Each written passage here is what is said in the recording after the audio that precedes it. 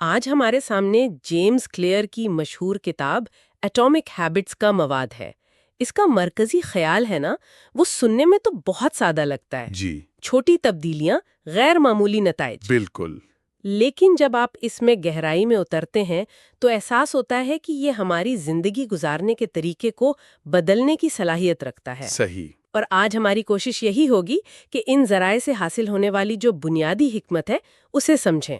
ہم صرف کتاب کا خلاصہ نہیں کریں گے، بلکہ عادتوں کے پیچھے جو سائنس اور نفسیات ہے اس کا گہرائی سے جائزہ لیں گے، تاکہ یہ جان سکیں کہ آخر یہ چھوٹی چھوٹی تبدیلیاں وقت کے ساتھ اتنے بڑے اثرات کیسے مرتب کرتی ہیں۔ اور اس ساری تحقیق اور فلسفے کی بنیاد مصنف کی اپنی زندگی کا ایک بہت ہی ذاتی بلکہ ایک جان لیوا واقعہ۔ جی ایک ایسا واقعہ جس نے انہیں چھوٹی عادتوں کی طاقت کا پہلا ذاتی تجربہ دیا۔ یہ کہانی واقعی اس کتاب کی روح ہے۔ تو آئیے وہیں سے شروع کرتے ہیں۔ تو بات ہے جیمز کلیئر کے ہائی اسکول کے دوسرے سال کی۔ آخری دن تھا اور بیس بال کھیلتے ہوئے ایک ساتھی کے ہاتھ سے بیٹ چھوٹا، اور سیدھا ان کے چہرے پر آنکھوں کے درمیان آ کر لگا۔ جی، اور یہ کوئی معمولی چوٹ نہیں تھی۔ نہیں، بالکل نہیں، یہ جان لیوا تھی۔ تصادم اتنا شدید تھا کہ ان کی ناک ٹوٹ گئی، کھوپڑی میں کئی فریکچرز آئے۔ اور دونوں آنکھوں کے ساکٹ بھی ٹوٹ گئے۔ جی، دماغ پر اتنی شدید سوجن ہوئی کہ انہیں فوراً ہسپتال لے جایا گیا، جہاں ڈاکٹروں نے انہیں طبی طور پر کوما میں ڈال دیا۔ مجھے جو بات سب سے زیادہ خوفناک لگی وہ یہ تھی کہ حادثے کے فوراً بعد وہ بنیادی سوالوں کے جواب بھی نہیں دے پا رہے تھے۔ اچھا۔ ان سے پوچھا گیا کہ سال کون سا ہے تو انہوں نے 2002 کے بجائے 1998 کہا۔ اوہ! صدر کا نام پوچھا تو جارج ڈبلیو بش کے بجائے بل کلنٹن کا نام لیا۔ اس سے پتہ چلتا ہے کہ دماغی چوٹ کتنی شدید تھی۔ اور یہاں سے ان کی بحالی کا ایک بہت لمبا اور تکلیف دہ سفر شروع ہوا۔ کئی ہفتوں تک انہیں ڈبل ویژن کا سامنا رہا، چلنے پھرنے جیسی بنیادی صلاحیتوں کو دوبارہ سیکھنا پڑا۔ یہ وہ وقت تھا جب زندگی کا ہر کام ایک پہاڑ جیسا لگتا تھا۔ تو یہ کہانی اس لیے اہم ہے۔ یہ اس لیے اہم ہے کیونکہ یہ دکھاتی ہے کہ جب آپ بالکل صفر پر آ جاتے ہیں تو آگے بڑھنے کا واحد راستہ چھوٹے مسلسل قدم اٹھانا ہوتا ہے۔ اور یہی چھوٹے قدم ان کی زندگی کا اہم موڑ بنے۔ کالج پہنچ کر جب انہیں بیس بال ٹیم سے نکال دیا گیا تو یہ ان کے لیے ایک بہت بڑا دھچکا تھا۔ ظاہر ہے۔ لیکن اسی وقت انہوں نے اپنی زندگی کا کنٹرول واپس لینے کا فیصلہ کیا اور انہوں نے بہت چھوٹی عادتیں اپنانا شروع کی۔ کون سی عادتیں؟ جیسے ہر رات جلدی سونا اور اپنے کمرے کو صاف ستھرا رکھنا۔ مطلب بظاہر بہت معمولی چیزیں ہیں۔ جی، لیکن ان چھوٹی کامیابیوں نے ان کے اندر خود اعتمادی کا احساس جگایا۔ انہیں لگا کہ اگر وہ یہ کر سکتے ہیں تو کچھ اور بھی کر سکتے ہیں۔ اور اسی اعتماد کا اثر ان کی پڑھائی پر پڑا اور انہوں نے پہلے ہی سال سیدھے A's حاصل کیے۔ بالکل۔ آہستہ آہستہ انہوں نے ویٹ لفٹنگ اور نیند کی عادتوں کو بہتر بنایا، اور 6 سال بعد وہی لڑکا جو زندگی کے لیے لڑ رہا تھا اپنی یونیورسٹی کا ٹاپ ایتھلیٹ بنا۔ اور اسے ESPN اکیڈمک آل امریکہ ٹیم کے لیے منتخب کیا گیا، ایک ایسا اعزاز جو پورے ملک میں صرف 33 کھلاڑیوں کو ملتا ہے۔ یہ کامیابی راتوں رات نہیں ملی، یہ چھوٹی عادتوں کے سالہ سال کے تسلسل کا نتیجہ تھی۔ بالکل۔ یہ واقعی ایک طاقتور کہانی ہے، اور یہ ہمیں براہ راست کتاب کے پہلے بڑے خیال کی طرف لے جاتی ہے، 1% بہتری کی حیرت انگیز طاقت۔ جی، مارجنل گینز کا فلسفہ، اور اس کے لیے برطانوی سائیکلنگ ٹیم کی مثال تو کمال کی ہے۔ ناقابل یقین ہے۔ آپ سوچیں کہ 2003 تک برطانوی سائیکلنگ کی تاریخ تقریباً 100 سال پرانی تھی اور کارکردگی انتہائی معمولی تھی۔ انہوں نے کبھی ٹور ڈی فرانس نہیں جیتا تھا۔ پھر انہوں نے ڈیو بریلسفورڈ کو اپنا پرفارمنس ڈائریکٹر مقرر کیا۔ جی، اور بریلسفورڈ کا ایک سادہ سا فلسفہ تھا، ہر وہ چیز جو سائیکل چلانے میں شامل ہے اس میں صرف 1% بہتری لائی جائے۔ اور جب وہ ہر چیز کہتے ہیں تو ان کا مطلب واقعی ہر چیز ہوتا تھا۔ ہاں، ہر چھوٹی سے چھوٹی چیز۔ انہوں نے بائک کی سیٹوں کو زیادہ آرام دہ بنانے کے لیے دوبارہ ڈیزائن کیا، ٹائروں پر الکوہل رگڑا تاکہ گرفت بہتر ہو۔ یہاں تک کہ ایتھلیٹس کو ہاتھ دھونے کا صحیح طریقہ سکھایا تاکہ انفیکشن کا خطرہ کم ہو۔ اور سب سے دلچسپ بات، انہوں نے ٹیم کے ٹرک کے اندر سفید پینٹ کروا دیا تاکہ دھول کے چھوٹے سے چھوٹے ذرات کو بھی دیکھا اور صاف کیا جا سکے۔ یہ جنون کی حد تک لگتا ہے، لیکن اس کے پیچھے کی منطق بہت گہری ہے۔ بالکل، بریلسفورڈ کا ماننا تھا کہ یہ تمام چھوٹی چھوٹی بہتریاں مل کر ایک بہت بڑا فرق پیدا کریں گے، اور وہ بالکل صحیح تھے۔ اور نتائج نے یہ ثابت کر دیا۔ صرف 5 سال بعد 2008 کے بیجنگ اولمپکس میں برطانوی ٹیم نے سائیکلنگ کے 60% گولڈ میڈل جیت لیے۔ اگلے 10 سالوں میں انہوں نے 5 ٹور ڈی فرانس فتوحات حاصل کی۔ یہ اعداد و شمار ذہن کو حیران کر دیتے ہیں۔ مطلب یہ کیسے ممکن ہے کہ اتنی چھوٹی تبدیلیاں اتنے بڑے نتائج دیں؟ اچھا، اس کے پیچھے ایک بہت سادہ سا ریاضی کا اصول ہے جسے کمپاؤنڈ ایفیکٹ کہتے ہیں۔ Compound effect? جی، اگر آپ روزانہ صرف 1% بہتر ہوتے ہیں تو 1 سال کے آخر میں آپ 37 گنا بہتر ہو جائیں گے۔ واہ! لیکن اس کا دوسرا رخ بھی اتنا ہی طاقتور ہے۔ اگر آپ روزانہ 1% خراب ہوتے ہیں تو 1 سال کے آخر میں آپ تقریباً 0 تک گر جائیں گے۔ تو عادتیں خود کو بہتر بنانے کا کمپاؤنڈ انٹرسٹ ہے؟ بالکل، وہ وقت کے ساتھ ضرب کھاتی ہیں۔ کتاب میں ایک بہترین مثال دی گئی ہے، ہوائی جہاز کی۔ جی، لاس اینجلس سے نیویارک والی۔ ہاں، کہ اگر پائلٹ ٹیک آف کے وقت جہاز کی سمت میں صرف 3.5 ڈگری کی تبدیلی کر دے، جو کہ بہت ہی معمولی تبدیلی ہے، تو جہاز نیو یارک کے بجائے واشنگٹن ڈی سی میں اترے گا۔ اور یہ ہمیں ایک بہت اہم نقطے پر لاتا ہے جس پر کتاب بہت زور دیتی ہے۔ اہداف کو بھول جائیں، سسٹم پر توجہ دیں۔ جی، اہداف وہ نتائج ہیں جو آپ حاصل کرنا چاہتے ہیں، جیسے ٹور دے فرانس جیتنا۔ نظام وہ عمل ہے جو ان نتائج کا باعث بنتا ہے، جیسے روزانہ 1% بہتری لانا۔ لیکن یہ بات کچھ عجیب نہیں لگتی؟ ہمیں تو ہمیشہ سکھایا جاتا ہے کہ بڑے اہداف مقرر کرو۔ کیا کتاب یہ کہہ رہی ہے کہ اہداف بیکار ہیں؟ یہ ایک بہت اچھا سوال ہے۔ دیکھیں، کتاب یہ نہیں کہتی کہ اہداف بیکار ہیں۔ مسئلہ تب ہوتا ہے جب ہم صرف اہداف پر ہی توجہ دیتے ہیں۔ اچھا۔ پہلا مسئلہ یہ ہے کہ جیتنے والوں اور ہارنے والوں کے اہداف ایک جیسے ہوتے ہیں۔ ہر اولمپئن گولڈ میڈل جیتنا چاہتا ہے۔ بالکل، لیکن صرف چند ہی جیت پاتے ہیں۔ تو مقصد بذات خود کامیابی کا تعین نہیں کرتا، بلکہ وہ نظام کرتا ہے جس پر وہ عمل کرتے ہیں۔ یہ تو صحیح ہے۔ دوسرا مسئلہ کیا ہے؟ دوسرا مسئلہ یہ ہے کہ ہدف کا حصول صرف ایک لمحاتی تبدیلی ہے۔ آپ کا کمرہ گندا ہے، آپ اسے صاف کرنے کا ہدف بناتے ہیں، آپ اسے صاف کر لیتے ہیں، لیکن اگر عادت نہیں بدلی تو کمرہ پھر گندا ہو جائے گا۔ بالکل، آپ ایک علامت کا علاج کر رہے ہیں، اصل وجہ کا نہیں۔ اور اس سے تیسرا مسئلہ جڑا ہے کہ اہداف خوشی کو محدود کرتے ہیں۔ جی، ہم اکثر یہ سوچتے ہیں کہ جب میں اپنا ہدف حاصل کر لوں گا تب میں خوش ہوں گا۔ یعنی ہم خوشی کو مستقبل کے لیے ملتوی کر رہے ہیں۔ اور چوتھا مسئلہ یہ ہے کہ اہداف طویل مدتی ترقی سے متصادم ہیں۔ جب کوئی میراتھن دوڑنے کا ہدف حاصل کر لیتا ہے تو اس کے بعد اکثر ٹریننگ چھوڑ دیتا ہے، کیونکہ مقصد پورا ہو گیا۔ جی، لیکن اگر اس کی شناخت ہی ایک رنر کی ہو تو وہ میراتھن کے بعد بھی دوڑتا رہے گا۔ یہی نظام کی طاقت ہے۔ کتاب کا وہ مشہور جملہ، آپ اپنے اہداف کی سطح تک نہیں بڑھتے، آپ اپنے نظام کی سطح تک گرتے ہیں۔ واہ، یہ واقعی سوچنے پر مجبور کرتا ہے۔ آپ اپنے نظام کی سطح تک گرتے ہیں۔ تو سوال یہ ہے کہ اس نظام کو کیسے بنایا جائے؟ اس کے لیے کتاب رویے کی تبدیلی کو ایک پیاز کی طرح 3 تہوں میں تقسیم کرتی ہے۔ اچھا؟ جی، سب سے باہر کی تہہ ہے نتائج کو تبدیل کرنا، جیسے وزن کم کرنا۔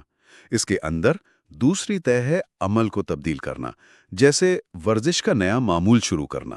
اور سب سے اندر سب سے گہری تہہ ہے اپنی شناخت کو تبدیل کرنا۔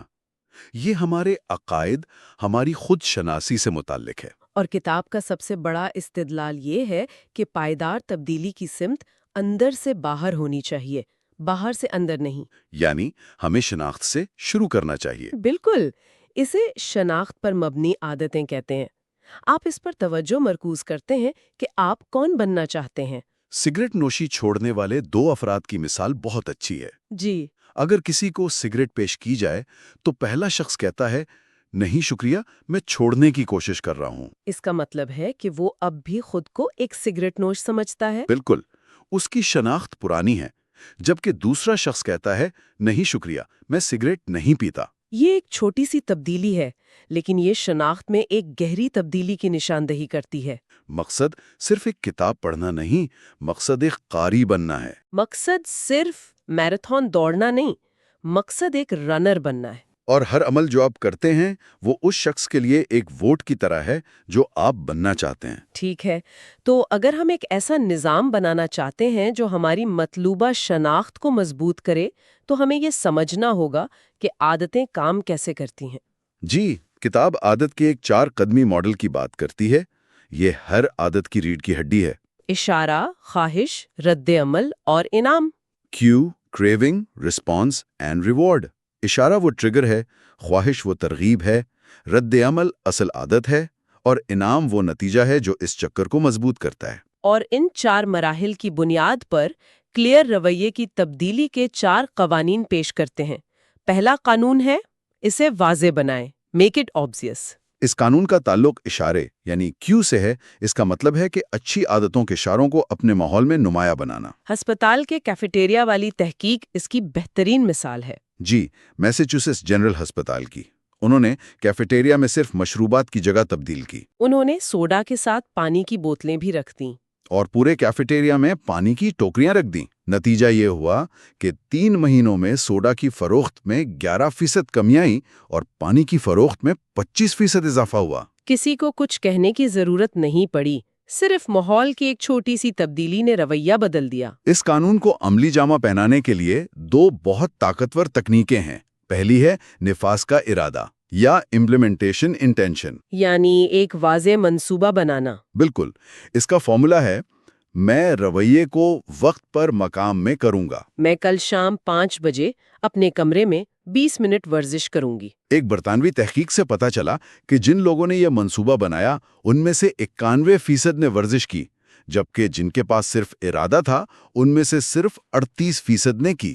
دوسری تکنیک عادتوں کو جوڑنا یعنی ہیبٹ سٹیکنگ بھی بہت دلچسپ ہے۔ جی، اس کا فارمولا ہے، موجودہ عادت کے بعد میں نئی عادت کروں گا۔ جیسے صبح کافی کا کپ بنانے کے بعد میں 1 منٹ کے لیے مراقبہ کروں گی۔ اس طرح آپ ایک نئی عادت کو اپنی کسی پرانی پکی عادت کے ساتھ جوڑ دیتے ہیں جو اس کے لیے ایک مضبوط اشارہ بن جاتی ہے۔ اب آتے ہیں دوسرے قانون پر، اسے پرکشش بنائیں۔ Make it attractive. اس کا تعلق خواہش یعنی کریونگ سے ہے۔ ہمارا دماغ ان کاموں کی طرف زیادہ راغب ہوتا ہے جن میں فوری تسکین کا وعدہ ہو۔ تو ہم کسی بورنگ عادت کو جیسے ورزش کیسے پرکشش بنا سکتے ہیں؟ اس کے لیے ایک ٹیکنیک ہے جسے ٹیمپٹیشن بنڈلنگ کہتے ہیں۔ اچھا، اس میں آپ ایک ایسا کام جو آپ کرنا چاہتے ہیں اسے ایک ایسے کام کے ساتھ جوڑ دیتے ہیں جو آپ کو کرنا ہے۔ مثال کے طور پر، مجھے ٹریڈ مل پر بھاگنا ہے لیکن میں اپنا پسندیدہ شو بھی دیکھنا چاہتا ہوں۔ تو آپ یہ اصول بناتے ہیں کہ میں اپنا پسندیدہ شو صرف اس وقت دیکھوں گا جب میں ٹریڈ مل پر ہوں۔ بالکل، اس طرح ورزش کی مشکل عادت فوراً پرکشش بن جاتی ہے۔ یہ تو بہت ہوشیارانہ طریقہ ہے۔ تیسرا قانون ہے، اسے آسان بنائیں، میک اٹ ایزی۔ جی، اس کا تعلق رد عمل یعنی رسپانس سے ہے۔ انسان فطری طور پر کم سے کم کوشش کا راستہ اختیار کرتا ہے۔ تو ہمیں اپنے ماحول کو اس طرح ڈیزائن کرنا چاہیے کہ اچھی عادتیں آسان اور بری عادتیں مشکل ہو جائیں۔ بالکل، اگر آپ زیادہ پھل کھانا چاہتے ہیں تو انہیں دھو کر میز پر ایک پیالے میں رکھیں۔ اگر آپ ٹی وی کم دیکھنا چاہتے ہیں تو ہر بار دیکھنے کے بعد ریموٹ سے بیٹریاں نکال کر دراز میں رکھ دیں۔ اس میں 2 منٹ کا اصول یعنی 2 منٹ رول بھی بہت کارآمد ہے۔ وہ کیا ہے؟ 2 منٹ کا اصول کہتا ہے کہ جب بھی آپ کوئی نئی عادت شروع کریں تو اسے اتنا آسان بنا دیں کہ وہ 2 منٹ یا اس سے کم میں مکمل ہو سکے۔ روزانہ کتاب پڑھنے کے بجائے شروع کریں ایک صفحہ پڑھنا سے۔ روزانہ ورزش کرنے کے بجائے شروع کریں ورزش کے کپڑے پہننا سے۔ مقصد عادت کو شروع کرنے کے عمل کو آسان بنانا ہے۔ اور آخر میں چوتھا قانون ہے، اسے تسکین بخش بنائیں، میک اٹ سیٹسفائنگ۔ اس کا تعلق انعام یعنی ریوارڈ سے ہے۔ رویے کی تبدیلی کا ایک بنیادی اصول ہے، جس چیز کا فوری انعام ملتا ہے اسے دہرایا جاتا ہے، اور جس چیز کی فوری سزا ملتی ہے اس سے بچا جاتا ہے۔ مسئلہ یہ ہے کہ اچھی عادتوں کا انعام مستقبل میں ملتا ہے جبکہ بری عادتوں کا انعام فوری ملتا ہے۔ تو ہم اچھی عادتوں کو فوری طور پر تسکین بخش کیسے بنا سکتے ہیں؟ اس کا ایک آسان طریقہ عادتوں کا ٹریکر یعنی ہیبٹ ٹریکر استعمال کرنا ہے۔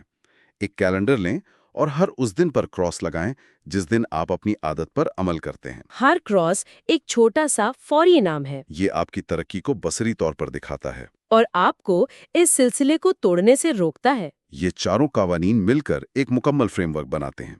اسے واضح بنائیں، پرکشش بنائیں، آسان بنائیں اور تسکین بخش بنائیں۔ یہ واقعی بہت عملی لگتا ہے۔ جی۔ گفتگو کے اختتام پر آئیے خود پر قابو یعنی سیلف کنٹرول کے روایتی تصور پر واپس آتے ہیں۔ ہم اکثر سوچتے ہیں کہ کامیاب لوگ بہت زیادہ قوت ارادی رکھتے ہیں، لیکن کتاب اس خیال کو چیلنج کرتی ہے، اور اس کے لیے ویتنام جنگ کے فوجیوں کی ایک حیران کن تحقیق کا حوالہ دیا گیا ہے۔ اچھا۔ تحقیق سے پتہ چلا کہ ویتنام میں تعینات امریکی فوجیوں میں سے 20% ہیروئن کے عادی تھے۔ 20%؟ یہ تو بہت بڑی تعداد ہے۔ جی، لیکن جب یہ فوجی جنگ کے بعد گھر واپس آئے تو ان میں سے 90% نے تقریباً راتوں رات اس لت سے چھٹکارا پا لیا۔ یہ ناقابل یقین ہے۔ عام طور پر تو اس کا الٹ ہوتا ہے۔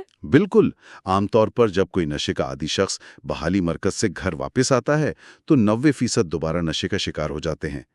فوجیوں کے ساتھ اس کا الٹ ہوا۔ تو ایسا کیوں ہوا؟ وجہ تھی ماحول کی بنیادی تبدیلی۔ ویتنام میں وہ ہر وقت ایسے اشاروں سے گھرے رہتے تھے جو نشے کی ترغیب دیتے تھے: جنگ کا دباؤ، ساتھی فوجیوں کی صحبت اور نشے کی آسان دستیابی۔ اور جب وہ امریکہ واپس آئے تو وہ تمام اشارے غائب ہو گئے۔ جی، ایک نئے ماحول نے پرانی عادت کی بنیادی ختم کر دی۔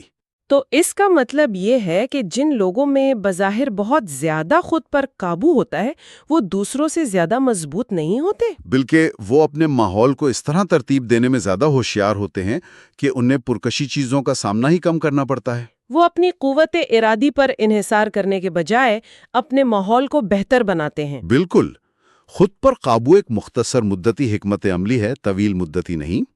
آپ 1 یا 2 بار کسی چیز کی خواہش کو دبا سکتے ہیں، لیکن اگر آپ کا ماحول آپ کے خلاف کام کر رہا ہے تو آخرکار آپ کی قوت ارادی ختم ہو جائے گی۔ تو آخر میں سننے والوں کے لیے ایک سوچ چھوڑتے ہیں کہ مزید خود پر قابو پانے کا طریقہ پوچھنے کے بجائے کیا بہتر سوال یہ نہیں ہے کہ ایک ایسا ماحول کیسے ڈیزائن کیا جائے جہاں خود پر قابو پانے کی ضرورت ہی شاذ و نادر پڑے؟